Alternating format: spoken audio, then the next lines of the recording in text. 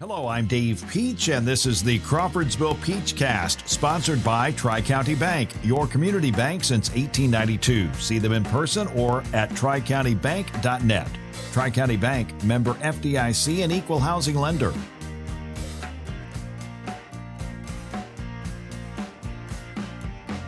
Crawfordsville Peachcast, I'm Dave Peach, and with us on a Zoom call is a guy named Dave Meyer. Dave Peach, glad to be back, my friend. Dave Meyer. You've got to tell us what happened this weekend. Well, Dave, accompanying our old friend Troy, who is the general manager at Cog Hill, a renowned golf course in the Chicago area. And if Troy listens, our listenership could go up, 50%. It could go up exponentially. He's very connected. He's an influencer. He could force people that work for him to listen, possibly, Yes. Dave. I'm not sure if we want that, but okay. So Troy buys these tickets to a concert, assuming his wife's going to be able to go, and then she was scheduled out with a wedding, and so he was apparently, scrambling, and so he let me know that he had an extra ticket to go see. Wow. When I think about the lineup, I got to say this, Dave, I'm going to interrupt you there. Okay. Because I want to get this in before the reveal. Right. I mean, when he tells you the lineup, you're going to think, what kind of wedding was it? I mean, it had to be like her sister or mom Yes. or Yeah, it was I don't family. know. It was like a very happy. Anyway, go ahead. Yeah. No, it's absolutely no. This is all, for a lot of people, this would be any one of these folks would probably be their apex concert. So I'll say this. I'll start out with the band that we only saw the end of, that opened up the whole show, that I'd never heard of. They're called Southern Avenue. Very talented. So Southern Avenue. After that, Dave, John Mellencamp took the stage. So John Mellencamp with his band. And they sounded good. They were tight. They did, a lot. He could basically do a jukebox of hits, but that's not. Who's Your John Mellencamp is not going to just do a jukebox set. So he did his thing, and that was good. Then next up on the dais, Nobel Prize winning singer-songwriter. Originally known as Robert Zimmerman, now more commonly referred to as Bob Dylan. Dave, How old is Bob Dylan? People always have to ask. They ask how old these people are. He's in his 80s, I believe. I believe 83. I think is the number, but definitely in the 80s. As opposed to Mellencamp, basically, if you've never seen Bob Dylan, and I had not until this point, but I'm a Bob Dylan fan, and I'd read extensively about what Bob Dylan does normally when he does concerts. And for whatever reason, Bob Dylan does a lot of concerts. I've heard this. He tours regularly. He tours extensively. And this was, he was not the headliner in this show again, but Bob's there with his band. And they were the act that came on after Mellencamp. And it's an experience because you hear these songs and you go, hang on. I think, and then you go, yes, that's, in this case, it ain't me, babe. But it takes half the song because it's in a different arrangement. And Bob kind of has this way of talk singing, Dave. Kind of good. I mean, so it's Bob Dylan, okay? It's Bob Dylan for sure. It looks like he's had a little bit of the shoe polish. He looks, still I saw it was a little more gray than what I could see from this vantage point. Now, the other part about this is that if you're there, it's very important, Dave. These monitors, huge monitors that you see at the big concerts, right? So that's great because we're sitting not all the way back. Troy, they were like basically in the second big section of rows. So we're double in. So not terrible. Double in near the middle. But on these big monitors, whereas with John Mellencamp and with Southern Avenue at the beginning, there's, close-ups and we're seeing. For whatever reason, and I believe it was intentional, Bob has him sit on the wide shot, Dave. So Bob does not like the close-up. Okay. Not too close. Now, what kind of facility was this? This was okay. If you're local to Hoosier Land, picture a bigger Deer Creek. Oh, okay. That has like a up above. There's boxes up above, so a larger covered area, probably about the same amount of green space, kind of on the sitting on the edge there or sitting in the back. So a good sized facility. I'm not sure how many, but so Bob does his whole show behind the piano. The only time, Dave, he addressed the crowd, like, hey, or hey, Chicago. No, there's none of that, Dave. He brought on Willie. Now I'm going to give away I'm giving it away. Willie Nelson is the headliner. But at one point, wow, Bob brings on Willie's harmonica player to play a song. And at that point, he said, ladies and gentlemen, now we're going to be harmonica Mickey Raphael. And I was like, and I said to Troy, he's talking to us. He's talking to us. Because up to that point, Dave, he finishes a song and he turns behind him to band members and then does gesturing that you cannot see and then sits back around at the piano. At the end of the show, Dave, he didn't come all the way around to the front, but he did reveal his entire body to the side of the piano. That was as close of an intimate interaction as me and however many thousand people had with Bob Dylan. But we can say, right, we now have seen Bob Dylan. He could have referenced, and this was remade by Sebastian Cabot. He could have done, I mean, he could have said anything. Anything. Like, I don't really want to be here. People would have cheered. People would have gone crazy, Dave. But that didn't happen. Bob finished up. And again, okay, so when Bob finishes, you're like, okay, do we yell for an encore or not? But then you're like thinking, okay, this was good. That was about enough. Okay, so he's gone. Then 45 minutes later, we bring Willie Nelson and family. Wow. Willie Nelson. Willie Nelson. Okay, it's a cold night in Chicago on this night, last Saturday night that we were doing this cold night in Chicago. Willie, God love him. It was cold in Indiana that day. Well, I mean, as we're taping, yes. It is about 68 degrees for a high. I can imagine in Chicago, maybe a little chillier. It was, it got in the 40s, and It was probably 50-ish, probably maybe when then they wrapped it up. But so Willie comes out, and he's in a puffer jacket, so you got the old man with some breathable space, but we're going to keep him warm. He can play, Dave. He can still play, and he's got that guitar trigger that we've all seen. Kind of the Spanish guitar's got a big hole in it. Has a very distinct Willie Nelson sound, right? And he can still play. Seated the whole time. God love, of course. Lung capacity, not what we don't, none of us have the same amount when we're that age, but Willie definitely diminished a little bit. So, the band kind of helps him, does some of the kind of talk singing, but also kind of lays it out there. Some just can't do the whole thing. But again, you realize Willie Nelson has written an incredible amount of hits. Willie's jukebox is pretty extensive. So again, it was fun. Everybody knows the lyrics. He does On the Road Again. You got everybody singing. Mm-hmm. He opened up with Whiskey River, which is to Willie Nelson fans, in the high level of lexicon. So it was, if you're going to see old men perform, I'd say, it was a great night, fun night with a friend and great music. So quite the live music experience of recent. Wow.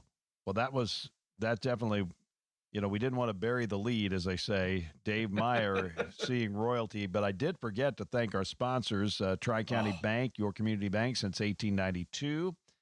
Also, Central Indiana Rubber, Power for You. Hello, Todd. You could say, hello, Todd. And our good friends at BK Home Improvement and Zahn's Flooring and Design Center. So we thank them. my Willie Nelson, and I have not. I've seen Mellencamp a couple of times.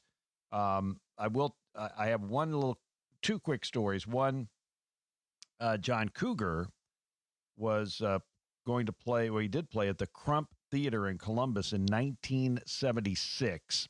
I can see the flyer on the cafeteria table as clear as I can see your face on the Zoom call. I did not go to the concert. I regret it to this day. I heard a little bit about it, and then my Willie Nelson, and this has nothing really to do personally, but I'm listening to a Casey Kasem countdown where he has the song "On the Road Again." Yeah. Okay. What year was that? 82, 81? Early 80s, definitely a crossover at the time when Willie was, always on my mind, was not far from there. So he was definitely on a lot of radios. 1982. Let's just say it's 82. Okay. And Casey's intro is, "Here's the oldest person on our countdown today." Wow. So he was he was old in 1982, and last time I checked, it's 2024. He is hanging in there, Dave. He's hanging in there, but man, yeah. I mean, I remember. I don't know. I know that there are probably people that remember Willie Nelson without a beard and younger, but I've just seen it in pictures. Willie was always the redheaded stranger, Texas guy. When it's I mean, he can take country music back a long way. I mean, when you see Willie Nelson, you have seen a guy that hung around with Merle Haggard and Johnny Cash and Conway Twitty and all those people. Patsy Cline. He probably talked to her on the phone or something and was in shows with her. I mean, unbelievable. No, there's great stories about Willie as a songwriter going broke and selling his songs.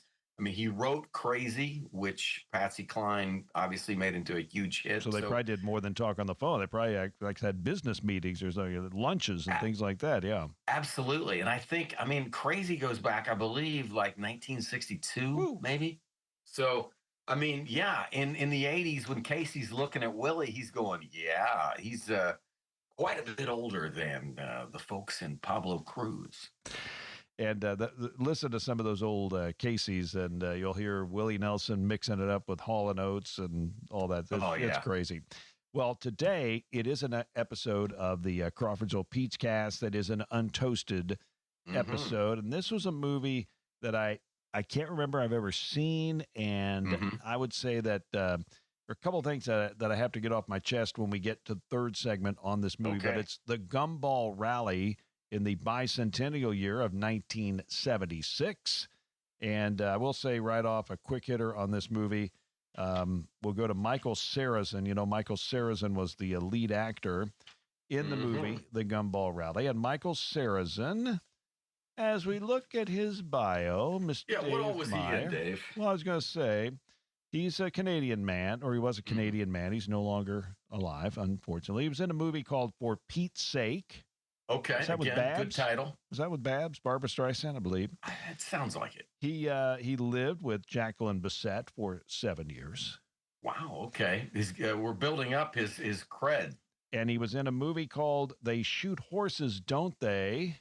With a man that is near and dear. I can't even remember what Untoasted movie he was in, or if he was in an Untoasted movie, but we get him confused with James Franciscus. That movie he starred with Tony Franciosa. Tony Franciosa, I guess. Tony's an Untoasted type. So there we go. Definitely. There we go. We learn a few things in this movie. We'll talk about it coming up next on the Crawfordsville Peachcast.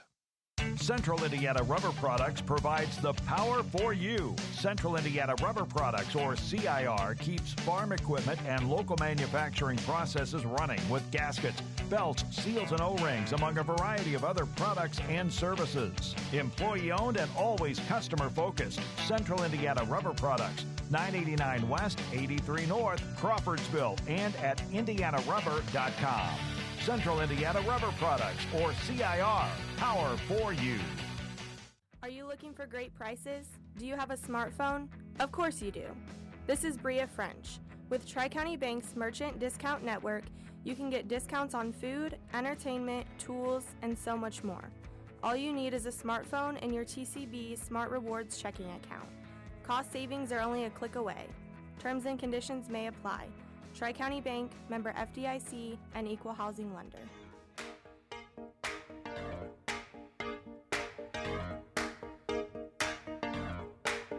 Crawfordsville Peachcast Untoasted with Dave Meyer, presented by Tri-County Bank, also Central Indiana Rubber, and BK Home Improvement and Zahn's Flooring and Design Center.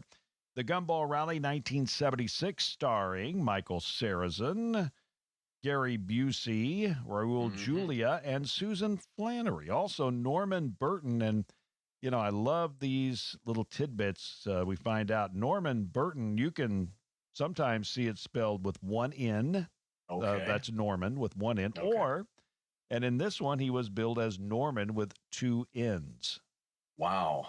An extra N for entertainment. And before we send it over to Dave Meyer, Steve Warren's review. It's in the Barb. Okay. What does Steve think, Dave? The Gumball Rally is for people who like stupid movies. Oh, he did not bury his reflections there, Dave. I think I've been issued a challenge, but this movie has so many great lines. It does.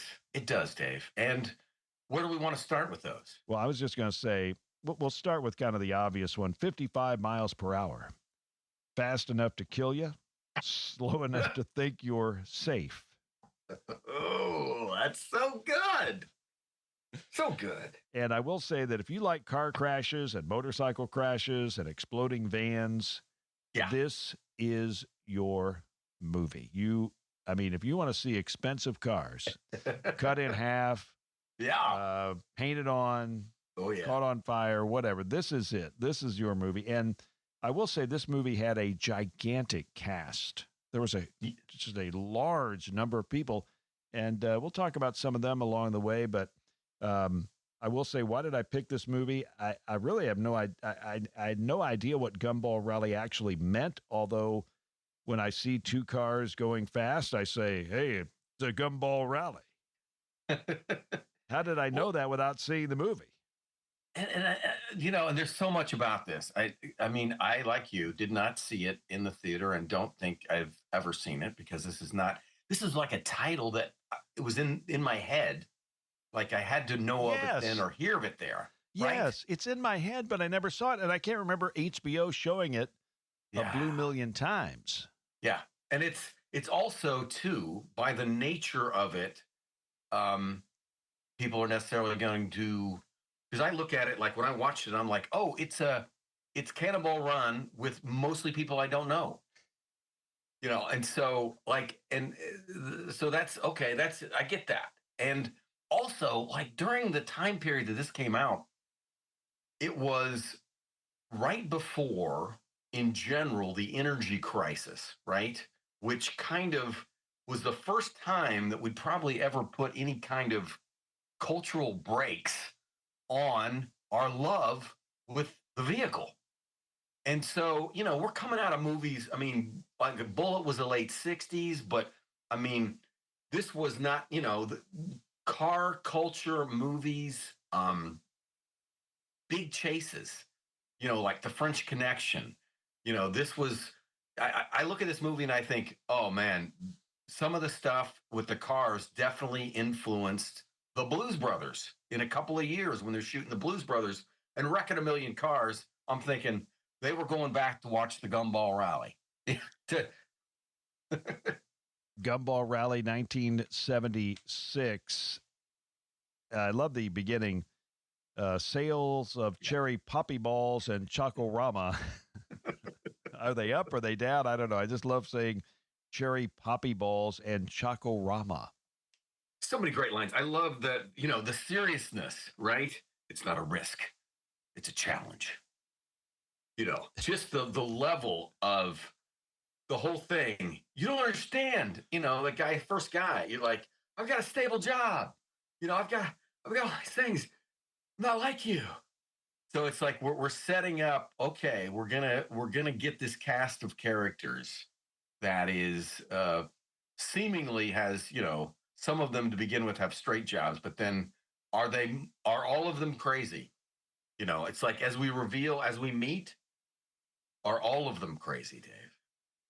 Yeah, what I'm trying to think. Of course, it's a movie. You don't want to ruin it. But you're thinking, man, these people can take off work.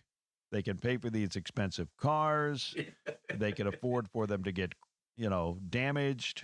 They can they can go 180 miles an hour and there's no traffic. There's never any traffic. No, they know a course where there's no.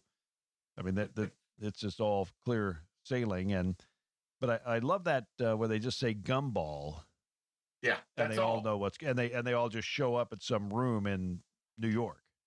So it's like, yeah, you know that that's a thing in the first minute, but you don't know what it means necessarily, right? That's kind of the build that we keep adding this. Okay, and who are these people, and what is the thing that brings them together? And the first one, Dave, obviously, 1976. Was it a telegram, or I think it was a telegram. It was a telegram to the police officers. Yes. And they joined in. We see, they go to Connecticut. They go to Rockingham, North Carolina. They go to Beaver Falls, Pennsylvania. I do love the Barnaby Jones, Love American Style type music that is pretty prevalent throughout. Yeah. That's perfect, Dave. That is, When you say that, I hear Love American Style now in my head after watching. Yep. And the guy that says, I think we better go over the rules. The first thing is to remember there are no rules. Yeah, which is it's a pretty good line, just to wet the crowd, right? So it's a cross country race. We've seen this several times. Johnny Dark, one of the Untoasted movies. You're talking about Cannonball Run. Mm-hmm. I mean, you go back to the Grapes of Wrath. I mean, the cross country journey. Instead of Jackie Gleason, they had an L.A. cop with a badge who lives with a stakeout. His name is Roscoe, played by Norman, one in or two ins. Burton always with one in. Okay. No, and I even thought, the name Roscoe, Dave, it's like the perfect name for this type of L.A. Police Department lieutenant, Roscoe. It's like Roscoe starts the gags, and the gags ensue. You've got a almost, I would say a teenage Gary Busey. Oh yeah, very. I mean, yeah. You see the Gary. You see, I guess, vestiges of the Gary Busey we know today, kind of a little bit unhinged, but also Raul Julia. I forgot what he looked like when he was that young, and an incredible actor who went on. I think Raul Julia won an Oscar, I believe, for. I don't know if he won an Oscar, but we'll get into him a little bit later. Very accomplished actor. Definitely. I mean, I didn't expect to see him, I guess, in the Gumball Rally. Gary Busey fit, Dave. Yes. Michael Sarrazin, definitely believable. And I have more respect for him now that I know more about him. Put Fred at the door. I want that room sealed. I mean, they have this secret society that you got to know how to knock to get in. And there's a special garage, right, in New York, and that's the premise that everybody somehow knows. Once the code goes out, that this business guy who's also a candy maker, right? Yeah, he puts out the word to these people who are somehow also enthusiastically oriented toward this untethered motor vehicle race. We do meet Franco on the way. He's an Italian. Mm-hmm. Raul Julia from Puerto Rico playing an Italian. Driving a Ferrari Daytona. Yes, he says the lady tells him, "Be careful, Franco. I cannot do the work I must and also be careful." With a great voice. The Raul Julia voice is if people want to know, among other things, I mean, Shakespeare, a lot of other what I would call high-end acting jobs, but also he was Gomez in the Addams Family movie, right? Absolutely, Dave. That may have been one of his last roles was Gomez. And before jam boxes, if you're Franco, you just had guys playing out in the hall. Yeah. While you're entertaining a young lady.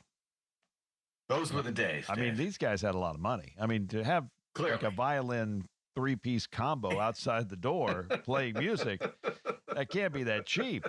No. What do these people do? It's kind of like that detective thing where, how do they afford, a 5-room office on the beach of Los Angeles? I mean, there's something sinister here. Yeah. So Franco makes a scene. They'll flip to take care of Roscoe, and that was kind of a neat one. Yeah. David, what is the first rule of Italian driving? Oh, Dave, I cannot. I forget. You have to give it to me, Dave. What's behind me is not important. Oh, yes, that's the best. So apparently, if you're going to do an Italian part in the 70s, you just put an in there. Yeah, you just roll it. You do what's behind me is not important. Yeah, it's Goggles Paisano showed us how to do this accent on the Flintstones. Dave. So they're traveling across the country. Roscoe is chasing them. Yes. A cop gives just a fantastic line. Apparently he's going the wrong way. So the guy goes, "It's a one-way." I'm only going one way. We felt that one coming. Yeah, I'm only going one way. Roscoe is taken care of. Now, I was a little, I didn't know the lieutenant governor race with the guy with like the life-size picture and the slogan and all that. Was that in Illinois? Well, I think it was supposed to be. Yeah, but there were mountains. It was like Virginia, Illinois. I don't know what. Like, I looked it up. Okay. Here, so I looked it up because I was clueless. Okay. So I think here's what it just says. Most of the filming took place in Arizona, so that's where we got the mountains there. But there were also, I mean, obviously downtown New York City, which it said they did on an early Sunday morning with they closed Broadway and they closed Park Avenue, and then they used the Lincoln Tunnel bridge exit kind of thing and closed that off. So that. But they're also the final duel between Cobra and Ferrari. They did at the LA River in the city of Orange. So the LA River is not normally has water in it all the time. So now I gotta say that I go back to the lieutenant governor race. Yes. I mean, did they really have to make it that? I mean, it's like a drive-in movie theater screen size. Yeah. Yeah, it looked like it. Like who was that guy? I mean, it looked like Dan Fogelberg and Michael McDonald mixed together, or Bob Seger on the side there. I don't know. Anyway, did a very, you know what, Dave? The guy in the movie FM that played the program director. Yes, could have been. Same zone. Going back there, I think. And then, unfortunately, the experiment of having the gasoline in the van so you wouldn't have to stop didn't quite work out. And again, Dave, we might have saw that one coming. We might have saw it coming a little bit, but you didn't expect anything. You just knew something. Something was going to happen. Somebody was going to blow. I guess I wasn't sure who was going to win or how it was going to end, right? Yeah, I figured it would come down to those two. But also, one thing that did puzzle me, and we'll talk about other puzzling things, is the motorcycle with the paint. Why did the paint get on the guy, like flying through the... I didn't understand the flying paint. Was it flying paint that got on him? I thought it maybe was bird droppings, but it was like... it was too much for bird droppings. Yeah. Right? But it can't... I don't know. Yeah, where did the paint come from, Dave? So yeah, I mean, it's like if they're doing it. Okay, I've seen people paint billboards. Sure. And I've never been threatened by their paint, flying at me, even though I've never been on a motorcycle going 180 miles an hour. But so as you're going to the billboard, because you're going so fast on the motorcycle, the paint just flies off the billboard on you. There's some kind of a physics thing that's happening there, Dave, that they prove that I guess I'm not aware of yet. But it was a Kawasaki was the motorcycle. I did note that for some reason. I also know this was it was a Warner Brothers movie, Dave. Okay, and over the years, Warner Brothers has done like a million different versions of like the W and the B, and this was one of my favorites, Dave, because it's the one where it comes right at you. Dun, dun, dun, dun, dun, dun, dun, dun. So that I kind of thought, okay, I wonder if that was the one they were using right then, or because it seems like it was in my head from that time period, or did it make with the fact that this is about a car race kind of thing that's coming at us? So I don't know, Dave. Did I overthink it? I overthought a lot of this stuff. Michael Brandon played the lead in FM. In case you did not know, and I do not have callback, I don't have his name as far as on the show, but it was another Michael. We do have the semi-truck hide and seek stunt, which I did not know this, but I guess it was a staple in the show Knight Rider. Ooh, okay. But this was the first time that a vehicle had actually, while moving, driven on the trailer of a semi-truck. Okay. Wow. Well, I was going to say, I'll give Gumball Rally the credit for that now, because that's definitely a move we have seen. I'm sure it's, the Fast and the Furious have done 17 different varieties of this move. So involving, I think, airplanes even. Yeah, there's a lot of this is pretty big budget. I guess 4.5 million was the budget for this thing. It seemed like that would be cheap.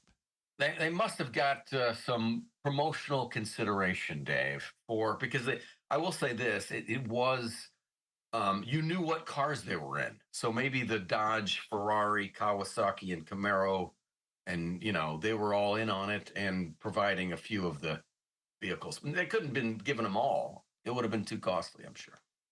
It ends with a new record. Well, maybe you want to watch it, but and then the cars are. We'll get into that later, but let's get into some of the acting here.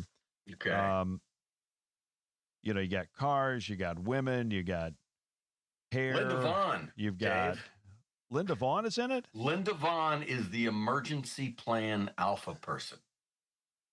Emergency plan alpha. You'd have to go back and watch it at the end of the movie.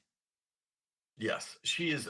I would not have caught this. But she's at the end of the movie that Franco sees and embraces. Okay. Yes, but I wouldn't know if it was her unless reading the cast list. Plus, I went back and watched the trailer. I'm like, oh, there she is. So we talked about Raul Julia, Puerto Rican, playing an Italian Shakespeare guy, big time actor. It really, when you look at it, I guess it's just not, it's an outlier of what he did as an actor. Oh, yeah. And yes, I would say definitely. And I mean, this was, there was a Gumball Rally 2, I believe. I don't know if there was one this. I don't think I think there have been other Gumball Rallies. It has spawned some other movies and I think an actual Gumball Rally, as I looked at Wikipedia, but I don't think there was a Gumball Rally 2. Okay, no Gumball Rally 2. Gotcha. Okay, so folks, please, write in and tell us all the things that I've said wrong. Oh, well, you're fine. Susan Flannery played Alice, and Susan was on Days of Our Lives as Laura Horton from 66 to 75. She was also in The Bold and the Beautiful. She was also in The Towering Inferno. And so that's her. But also some Randy. Did you notice Randy Quaid was in the movie? I did not. He was a New York police officer. I'm about 100%. No. You would know from the voice and the Randy Quaid face. He took Roscoe to the airport. You are correct, sir. I did not pick up on that. I did not. I will say this. If you're interested in this movie, I mean, there's lots of stuff. There's a you can watch just the start on YouTube. There's one YouTube that's complete start. Or if you're just into the car crashing and the car action, there's also a mashup of that. So, there's enough people that are into this movie that have created multiple, ways to enjoy it, Dave. Also in the movie, along with Randy Quaid, Casey Kasem, his voice. Yeah, his voice. Not his Yeah. actual. And what I also like on this movie is you go back to the old days, the Joey Chitwood stunt show, driving on two wheels. Yeah, baby. Driving two wheels. You can't get enough of cars on two wheels. And of course, it is kind of, I mean, the one I'm thinking about, the Raul Julia, it was so, in that yellow car. So cool. So cool, Dave.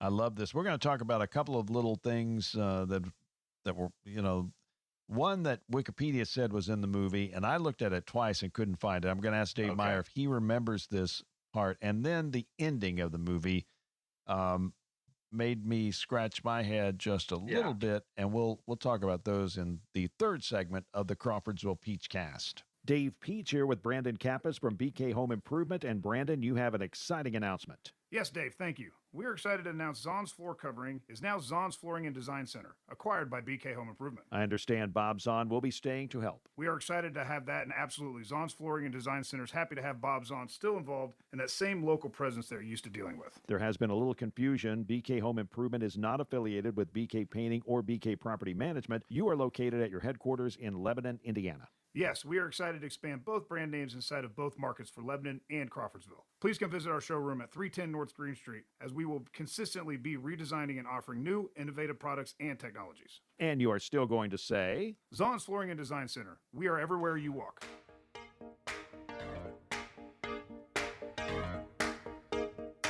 Crawfordsville Peach Cast, Untoasted, the Gumball Rally, 1976. We're going to tie up a couple of loose ends. First, Wikipedia says there was the obligatory scene where two guys are carrying a window and the car crashes in it. I never was able to see that scene. Do you remember this, David? Dave, I do not. I remember it from other movies. I don't remember it from this movie. And Wikipedia put that in there, and there was a lot of glass shattered. Let me tell you, a lot of showrooms, a lot of storefronts. There was a ton of glass.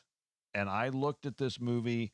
I mean, I should say I watched the movie, and then I watched it again, looking for the obligatory two guys holding the glass window and the car crashing through it. I could not find it. So if you're out there, if you can find it, I did a web search. I did all sorts of stuff.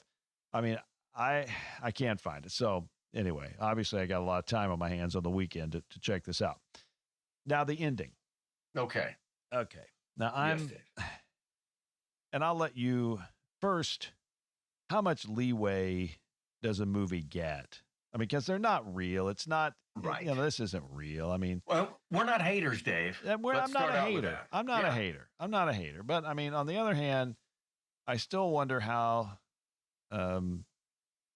Sean and Gus can afford an office on the shore of Santa Barbara and solve 16 cases a year. I don't understand it. But anyway, I'm gonna, James Roday, if you're watching or listening, or if you're listening, sorry. And I will say real quick on that one, we'll go down one more caveat. Dule Hill, Dule Hill, he was Gus on. So, me, I watch dead people on YouTube. Of course. And I'm watching Jerry Lewis. Mm-hmm. And I'm not kidding you. Jerry Lewis says, and from the tap dance kid, Dule Hill. Really? And Dule Hill and Jerry Lewis talk because Dule's music was not queued up. And Jerry goes, well, why don't you do something that's not in the show? We'll do that. And so Dule and Jerry are sitting there working out the logistics on the 1978 television. But anyway. Wow. Okay. We move on. That was a long way around the barn for that. Okay. I like it, Dave. Okay. End of the movie. Mhm. Roscoe gets his revenge. The cars are towed because Right. they were illegally parked. Okay. Yeah. The cars are towed because they're illegally parked. It ends at the Queen Mary. Yeah. What's that? The Queen Mary. Yeah. The boat in California. Yes. So I wonder, okay. Then they asked, well, how are we getting back to New York? Right. Well, they had like 37 hours to think about this on the way to LA, right? Apparently. If you believe the premise, Dave. Okay. They knew they were coming back. Yes. And then the guy goes, well, they sell, this is America. This is America. They have cars. Okay. So, okay. Well, now wait a minute. When they tow your car, you can get it back. Yeah. You can go down to the impound lot. I mean, if it's a Cobra or whatever it was, I don't know what these cars are. I just watch them get crashed and race and all this stuff.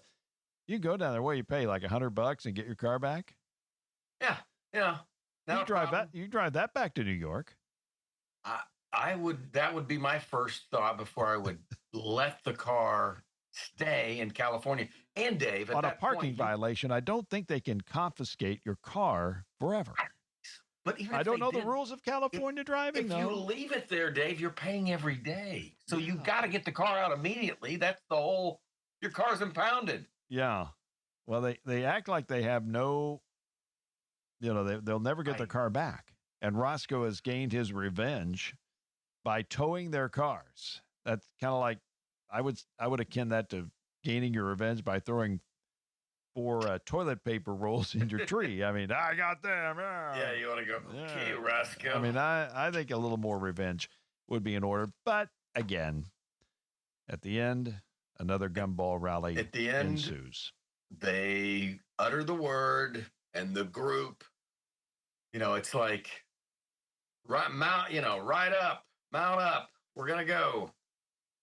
So what does it mean? What does the Gumball Rally mean? And it's interesting. In the movie, they talk about the death of the auto. They talk about, nobody cares about autos anymore. And now here we are in 2024. We hear kind of the same thing as far as muscle cars and things like that. Yeah. But what does this movie? What's the meaning of this? What are they? Where does it leave us? What does it mean? Well, I think like a lot of movies, Dave, it doesn't really mean anything. It's about a thing that people got excited about.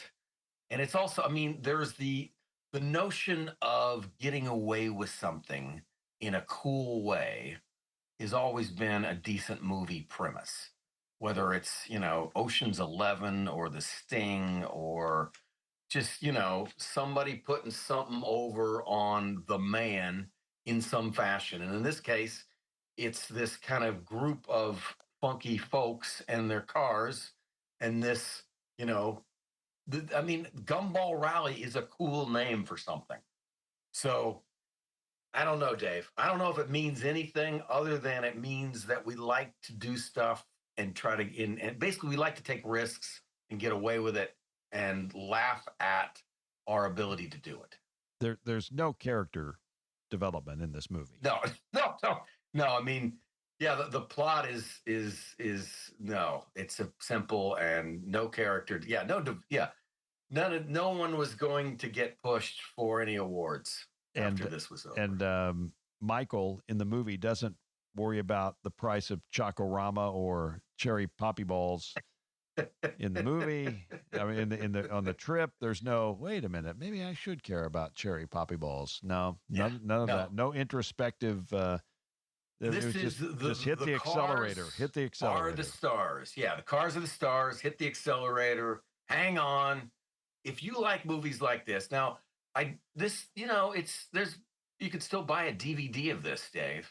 They've got it on Blu-ray as well. So, we don't want to discourage our faithful from checking out this movie, but depending on how much time you have in your life, maybe or maybe not, right? I don't know, Dave. What do you think? It's a good movie. As far as it's a nice little diversion yes. From your daily life. There's nothing in there that's going to bother you unless you are worried about car. I know some people actually got a little concerned. I think the Corvette was the first car to go, and they got a little bit fired up over that. I mean, come on. It is a movie. It's a movie, folks. It's a movie. I have something here real quick to close the show. Okay. You know, Dave, you and I, we saved AM radio.